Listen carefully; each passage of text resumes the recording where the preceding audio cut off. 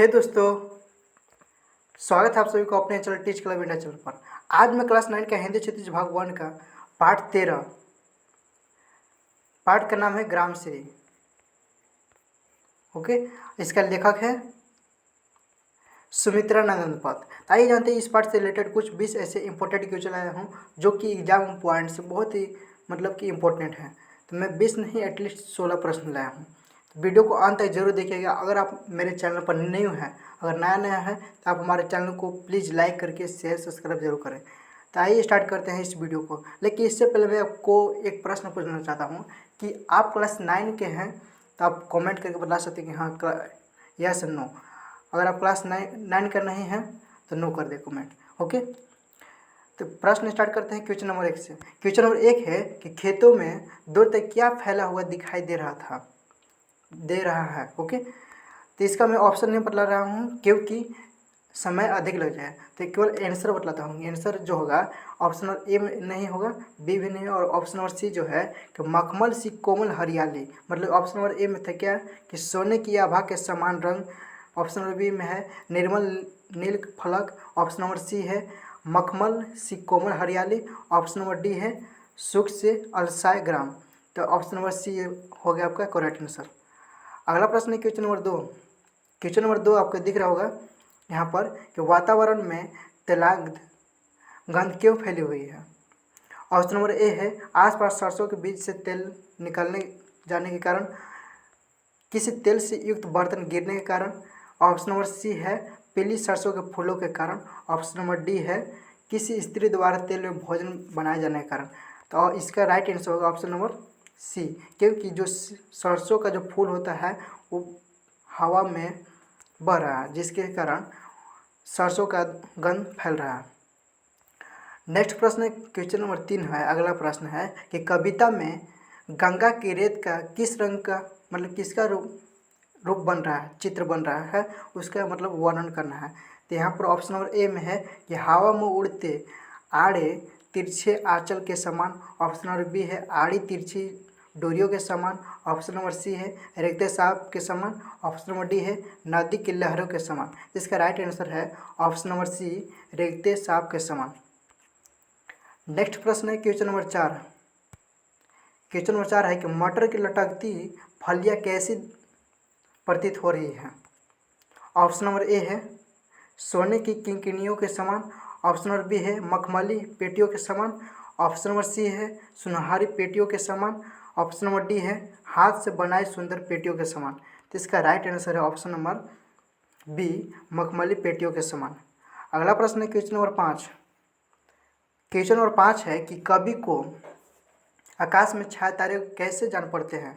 Option number A है बच्चे की परिकल्पना के समान जान पड़ते हैं। ऑप्शन नंबर बी है प्यार और सुंदर के बच्चों के समान जान पड़ते हैं। ऑप्शन नंबर सी है सपनों में खोए जाने पड़ते हैं। ऑप्शन नंबर डी है चमकते सुंदर हीरो के समान जान पड़ते हैं। इसका राइट आंसर है ऑप्शन नंबर सी सपनों में खो जाने पर पड़ते हैं। अगला प्रश्न क्वेश्चन नंबर 6। कवि ने मटर की फलियों का चित्रण किस रूप में किया है। ऑप्शन नंबर ए है फलियों का मानवीकरण सखियों के समान किया है। ऑप्शन नंबर बी है मखमली पेटियों के समान किया है। ऑप्शन नंबर सी है सुंदर सोने की किंकिणियों के समान किया है। ऑप्शन नंबर डी है नीलम की कली के समान किया है। तो इसका राइट आंसर है ऑप्शन नंबर ए फलियों के मानवीकरण सखियों के समान किया है। जब आप इस पाठ को पढ़ेंगे तो आपको विस्तार से पता चल जाएगा। अगला प्रश्न है क्वेश्चन नंबर 7। कविता में किसने सबका मन हर लिया है। ऑप्शन नंबर ए है गांव की सुंदर शोभा ने। ऑप्शन नंबर बी है प्रकृति की छटा ने। ऑप्शन नंबर सी है कोयल की बोली ने। ऑप्शन नंबर डी है फूलों की खुशबू ने। तो इसका राइट आंसर जो होगा गांव की सुंदर शोभा ने, क्योंकि जो पाठ है वो गांव से संबंधित है, हरियाली प्रकृति से संबंधित है। ओके, अगला प्रश्न है क्वेश्चन नंबर 8। ग्राम श्री कविता में कवि किसका वर्णन कर रहे हैं। ऑप्शन नंबर ए है बालिका की अटखेलियों की। ऑप्शन नंबर बी है प्रकृति के सौंदर्य की। ऑप्शन नंबर सी है जीवन के विविध रंगों की। ऑप्शन नंबर डी है ग्रामीण जीवन की। इसका राइट आंसर है ऑप्शन नंबर बी प्राकृतिक सौंदर्य की।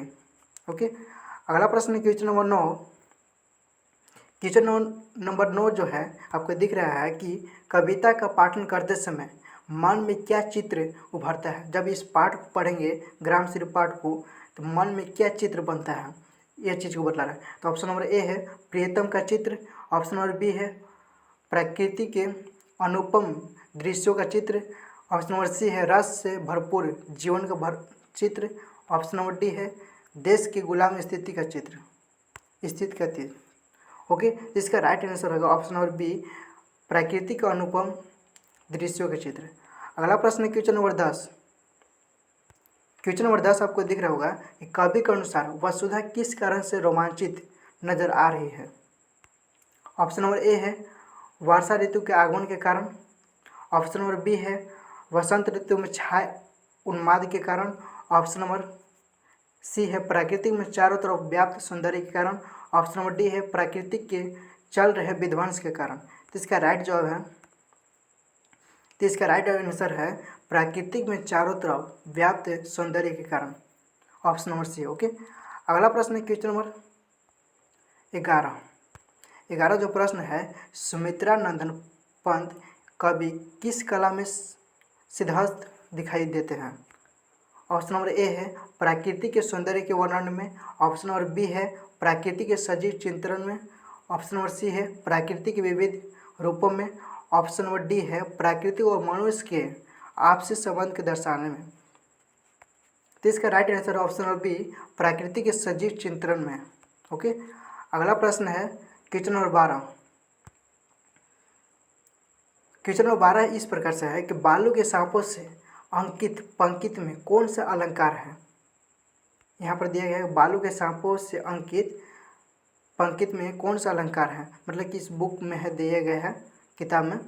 तो ऑप्शन नंबर ए है अनुप्रास अलंकार, ऑप्शन नंबर बी है उपमा अलंकार, ऑप्शन नंबर सी है श्लेष अलंकार, ऑप्शन नंबर डी है यमक अलंकार। तो इसका राइट जवाब है ऑप्शन नंबर बी उपमा अलंकार है। अगला प्रश्न है क्वेश्चन नंबर 13। क्वेश्चन नंबर 13 इस प्रकार से है कि नीचे दिए विकल्पों का आधार पर पढ़िए और बताना है कि किन पंक्तियों में क्षितिज का वर्णन मिलता है। ऑप्शन नंबर ए है कि मरकत डिबे से खुला ग्राम जिस पर नीलम नभ अच्छदान, ऑप्शन नंबर बी है लिपटी जिससे रवि की किरणें चांदी की सी उजली जाली, ऑप्शन नंबर सी है श्यामल भूतल पर झुका हुआ नभ का चिर निर्मल नील फलक, ऑप्शन नंबर डी है लो हरित धारा से झाँक रहे नीलम की कली तीसी नीली। तो इसका राइट जवाब है, तो इसका राइट आंसर जो है यह है ऑप्शन नंबर सी श्यामल भूतल पर झुका हुआ नभ का चिर निर्मल नील फलक। अगला प्रश्न है क्वेश्चन नंबर 14। क्वेश्चन नंबर 14 जो आपको दिख रहा होगा कि अच्छी तरह से यहाँ पर है, ओके, कि हिल हरित रुधिर है रहा झलक प्रस्तुत पंक्ति में रेखांकित पद समूह का क्या अभिप्राय है। ऑप्शन नंबर ए है स्त्री का हरा रंग का आंचल, ऑप्शन नंबर बी है कोई से युक्त काय से युक्त तालाब, ऑप्शन नंबर सी है हरियाली से युक्त धरती, ऑप्शन नंबर डी है वसंत ऋतु में प्राकृतिक। तो इसका राइट जवाब है ऑप्शन नंबर सी हरियाली से युक्त धरती। क्वेश्चन नंबर 15 है रजत स्वर्ग मंजरियों से कवि की क्या तात्पर्य है। ऑप्शन नंबर ए है चांदी सोने से युक्त आभूषण, ऑप्शन नंबर बी है चांदी सोने के समान अरहर की बालियाँ, ऑप्शन नंबर सी है चांदी सोने से समान आम की मंजरियाँ, ऑप्शन नंबर डी है गंगा के तट पर स्थित रेत की धारियाँ। तो इसका राइट जवाब है ऑप्शन नंबर सी चांदी सोने के समान आम की मंजरियाँ। ओके, अगला प्रश्न है क्वेश्चन नंबर 16 जो कि अंतिम प्रश्न है इस वीडियो का। तो अगला प्रश्न जो है अंतिम जो है 16 प्रश्न क्या है कि कोकिला क्यों मतवाली हो गई है। ऑप्शन नंबर ए है पेड़ में मंजरियों को लदने से, वर्षा के आगमन से, ऑप्शन नंबर बी है, ऑप्शन नंबर सी है व्याप्त हरियाली से, ऑप्शन नंबर डी है रसीली झरबेरी के लगने से। तो इसका राइट जवाब है ऑप्शन नंबर ए पेड़ के मंजरियों को लदने से।